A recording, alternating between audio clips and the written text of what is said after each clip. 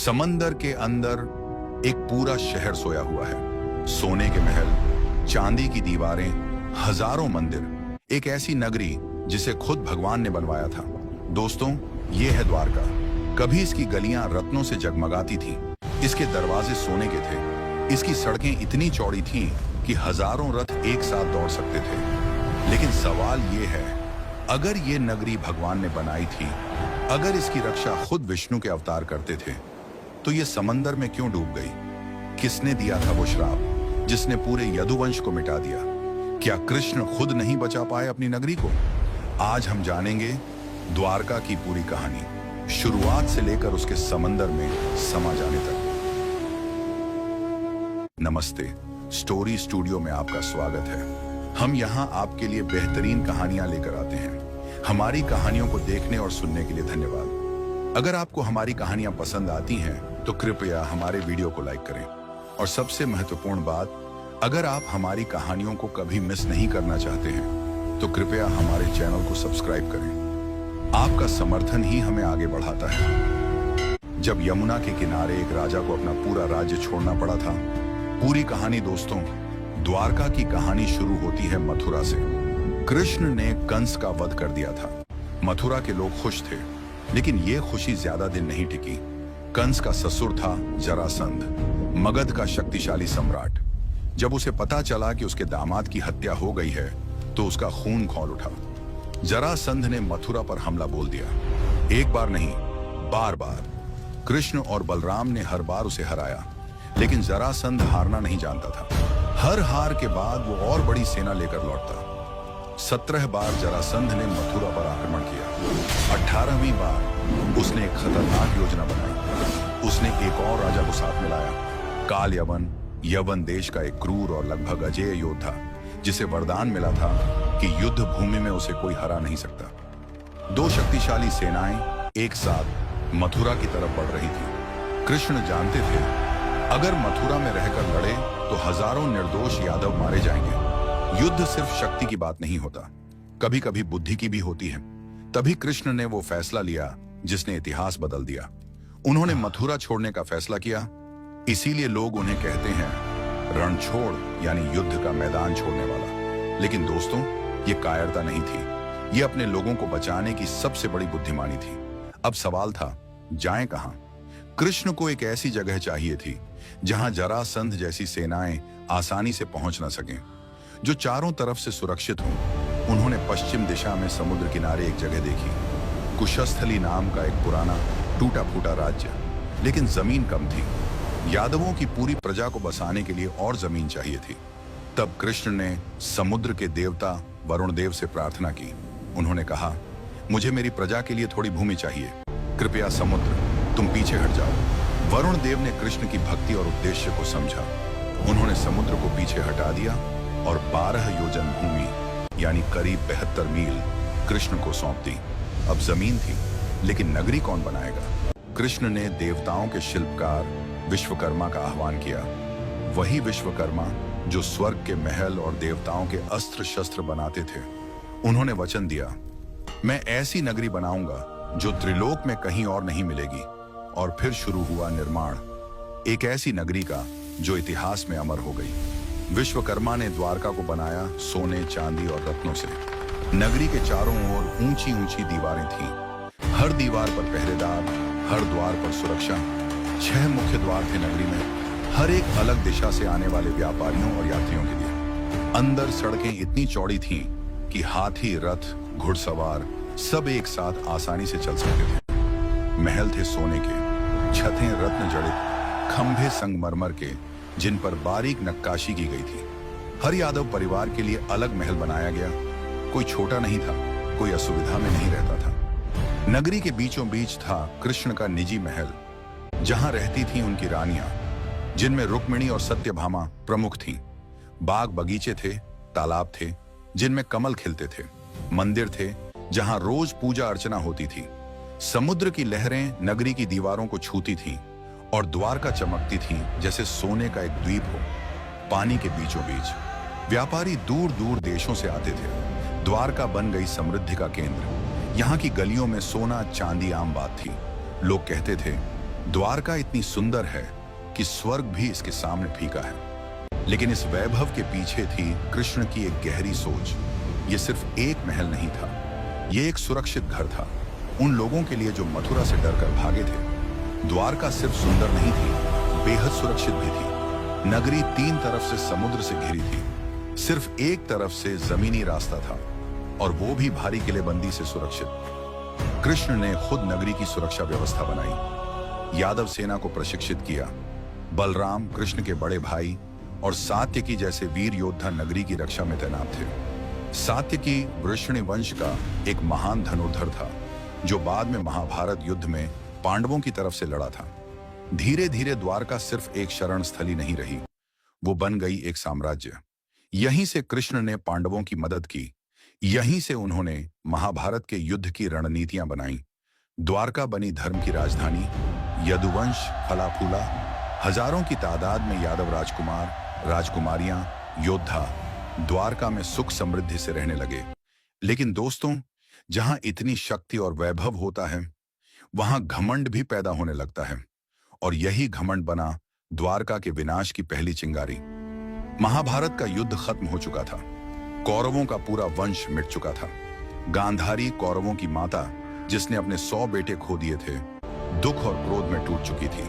उसने कृष्ण के सामने आकर कहा, तुम चाहते तो ये युद्ध रुक सकता था, तुमने ऐसा नहीं किया।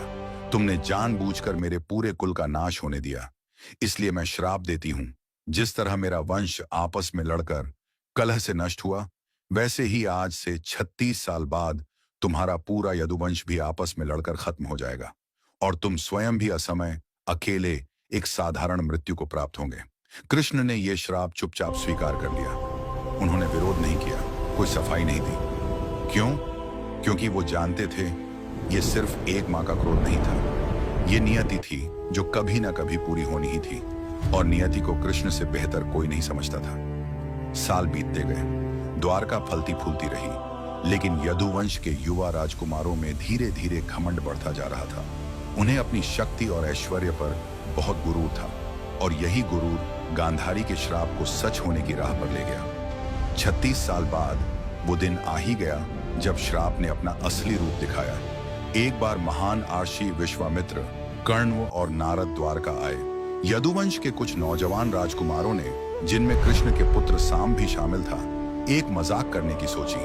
उन्होंने साम को स्त्री का वेश पहनाया और गर्भवती दिखाकर ऋषियों से पूछा, हे मुनिवरों, बताइए इसे बेटा होगा या बेटी? ऋषि तुरंत समझ गए कि उनका मजाक उड़ाया जा रहा है। क्रोध में आकर उन्होंने श्राप दिया, इस तथाकथित स्त्री के गर्भ से एक लोहे का मूसल पैदा होगा जो पूरे यदुवंश का नाश करेगा। राजकुमार डर गए। उन्होंने तुरंत राजा उग्रसेन, जो द्वारका के प्रमुख शासक थे, को यह बात बताई। कुछ ही समय बाद साम के गर्भ से सच में एक लोहे का मूसल निकला। राजा उग्रसेन ने घबराकर उस मूसल को चूर्ण करवा दिया और उसे समुद्र में फेंकवा दिया। एक टुकड़ा नहीं गला, उसे भी समुद्र में बहा दिया गया। लेकिन नियति को कौन रोक सकता है? समुद्र की लहरें वो चूर्ण किनारे पर वापस ले आईं, और वहां जन्मा एक विशेष प्रकार की घास, एर का घास, जो लोहे जितनी मजबूत थी। और वो बचा हुआ टुकड़ा, उसे एक मछुआरे ने निगल लिया। बाद में वही टुकड़ा एक शिकारी के तीर की नोक बना।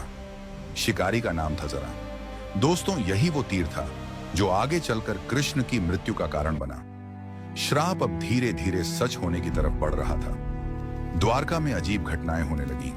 चूहे कपड़े और हथियार कुतरने लगे, पक्षी अजीब आवाजें निकालने लगे, आसमान में उल्कापात होने लगा, सूरज के चारों ओर काले घेरे दिखने लगे। कृष्ण ने खुद देखा ये संकेत।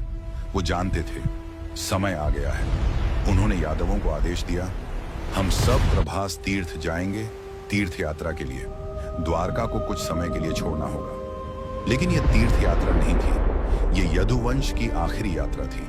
पूरा यदुवंश समुद्र किनारे प्रभास तीर्थ पहुंचा। शुरुआत में सब ठीक था, भोज भात हुआ, गीत संगीत हुआ, लेकिन शराब भी खूब पी गई। धीरे धीरे नशा सिर चढ़ने लगा। पुरानी दुश्मनियां, पुराने ताने याद आने लगे। सात्यकी और कृतवर्मा के बीच एक पुरानी बात को लेकर बहस छिड़ गई। कृतवर्मा, एक और यादव सेनापति, ने महाभारत युद्ध में सोते हुए पांडव सैनिकों का छल से वध किया था। और सात्विकी आज तक उस पर नाराज था। बात बढ़ती गई। सात्विकी ने गुस्से में कृतवर्मा का सिर काट दिया। अब पूरी सभा में हाहाकार मच गया। यादव दो गुटों में बंट गए। हथियार ढूंढे गए लेकिन मिले नहीं। तभी किसी की नजर पड़ी उस एरका घास पर जो समुद्र किनारे उगी थी। वही घास जो लोहे जितनी मजबूत थी उसी श्राप से पैदा हुई। यादवों ने वो घास उखाड़ी और वो लोहे के हथियारों जैसी बन गई। फिर शुरू हुआ नरसंहार। भाई ने भाई को मारा, पिता ने पुत्र को। पूरा यदुवंश आपस में लड़कर खत्म होने लगा। कृष्ण ने रोकने की कोशिश की लेकिन ये नियति थी, श्राप सच हो रहा था। बलराम ये सब देखकर वहां से चले गए। समुद्र किनारे बैठकर उन्होंने योग समाधि ली और अपना शरीर त्याग दिया। कहते हैं उनके मुख से एक विशाल श्वेत सर्प निकला और समुद्र में समा गया। शेषनाग अपने असली रूप में लौट गए। कृष्ण अकेले रह गए। उनका पूरा वंश, उनका पूरा परिवार उनकी आंखों के सामने मिट चुका था। दोस्तों, ये दृश्य कल्पना कीजिए, जिस भगवान ने महाभारत का युद्ध जितवाया, जिसने अर्जुन को गीता का ज्ञान दिया, वो आज अकेला एक जंगल में बैठा है। अपने पूरे कुल के विनाश के बाद कृष्ण एक पेड़ के नीचे बैठे ध्यान मग्न थे। उनका एक पैर मुड़ा हुआ था और उसका तलवा लाल रंग का था। दूर खड़ा था वही शिकारी जरा। उसने दूर से लाल रंग की उस चीज को हिरण का कान समझ लिया। उसने अपना तीर छोड़ा, वही तीर जिसकी नोक उसी लोहे के मूसल के टुकड़े से बनी थी जो आशियों के श्राप से पैदा हुआ था। तीर सीधा कृष्ण के पैर में लगा। जरा दौड़ता हुआ आया और जब उसने देखा कि उसने भगवान को घायल कर दिया है तो वो पछतावे से कांप उठा। लेकिन कृष्ण ने मुस्कुराते हुए कहा, डरो मत जरा, ये तो होना ही था, तुम सिर्फ निमित्त हो।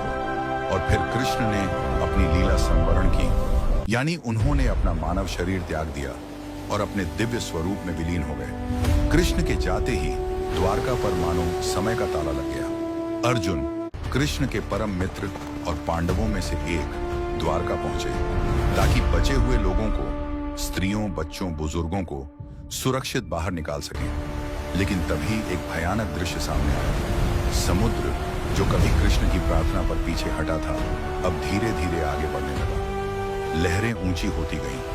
पानी नगरी की दीवारों को लांघने लगा। गलियां डूबने लगी, महल डूबने लगे। वो सोने की नगरी जो कभी स्वर्ग जैसी चमकती थी, अब समुद्र में समाने लगी। अर्जुन ने जितने लोगों को बचाया जा सकता था बचाया और उन्हें लेकर द्वारका से बाहर निकल गए। और उनके पीछे द्वारका अपनी पूरी शान के साथ समुद्र की गोद में हमेशा के लिए समा गई।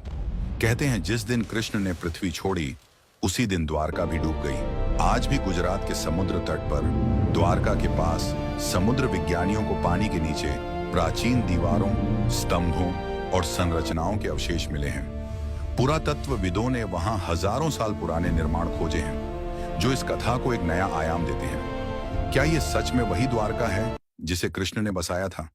क्या समुद्र सच में एक श्राप की वजह से एक पूरी सभ्यता को निगल गया? ये सवाल आज भी अनुत्तरित हैं। लेकिन एक बात तय है, द्वारका की कहानी हमें सिखाती है कि घमंड, चाहे कितना भी शक्तिशाली व्यक्ति क्यों ना हो, अंत में विनाश ही लाता है। और यह भी सिखाती है कि नियति के सामने स्वयं भगवान भी अपनी लीला के नियमों से बंधे होते हैं। और हाँ, चैनल को सब्सक्राइब करना मत भूलिए, क्योंकि हम लाएंगे ऐसी ही और अनसुनी रहस्यमय कहानियां। जय श्री कृष्ण।